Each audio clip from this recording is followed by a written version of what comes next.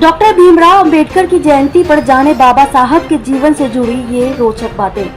संविधान निर्माता के तौर पर प्रसिद्ध बाबा साहेब भीमराव अंबेडकर की जयंती हर साल 14 अप्रैल के दिन मनाई जाती है। बाबा साहेब की जयंती को पूरे देश में लोग मनाते हैं। डॉक्टर भीमराव अंबेडकर को भारत रत्न से सम्मानित किया जा चुका है। उनका पूरा जीवन संघर्षरत रहा है। उन्होंने भारत की आजादी के बाद देश के संविधान के निर्माण में अभूतपूर्व योगदान दिया। बाबा साहब ने कमजोर और पिछड़े वर्ग के अधिकारों के लिए पूरा जीवन संघर्ष किया। डॉक्टर अंबेडकर सामाजिक नवजागरण के अग्रदूत और समता मूलक समाज के निर्माण करता थे।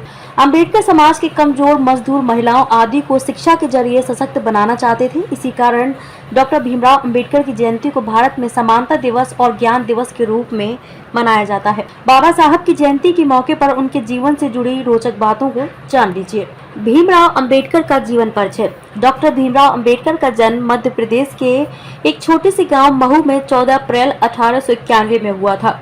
हालांकि उनका परिवार मूल रूप से रत्नागिरी जिले से ताल्लुक रखता था। अंबेडकर के पिता का नाम रामजी मालोजी सकपाल था, वहीं उनकी माता भीमाबाई थी। डॉक्टर अंबेडकर महार जाति के थे। ऐसे में उन्हें बचपन से ही भेदभाव का सामना करना पड़ा। अंबेडकर की शिक्षा। बाबा साहेब बचपन से ही बुद्धिमान और पढ़ाई में अच्छे थे। हालांकि उस दौर में छुआछूत जैसी समस्याएं व्याप्त होने के कारण उनकी शुरुआती शिक्षा में काफी परेशानी आई, लेकिन उन्होंने जात पात की जंजीरों को तोड़ अपनी पढ़ाई पूरी की। मुंबई के एलिफिंस्टन रोड पर स्थित सरकारी स्कूल में वे पहले अछूत छात्र थे। बाद में 1913 में अंबेडकर ने अमेरिका की कोलंबिया यूनिवर्सिटी से आगे की शिक्षा ली। ये एक बड़ी उपलब्धि थी कि साल 1916 में बाबा साहब को शोध के लिए सम्मानित किया गया था। लंदन में पढ़ाई के दौरान उनकी स्कॉलरशिप खत्म होने के बाद वे स्वदेश वापस आ गए और यही मुंबई के सिडनी कॉलेज में प्रोफेसर के तौर पर नौकरी करने लगे। 1923 में उन्होंने एक शोध पूरा किया था, जिसके लिए उन्हें लंदन यूनिवर्सिटी ने डॉक्टर ऑफ साइंस की उपाधि दी थी। बाद में साल 1927 में अंबेडकर ने कोलंबिया यूनिवर्सिटी से भी पीएचडी पूरी की।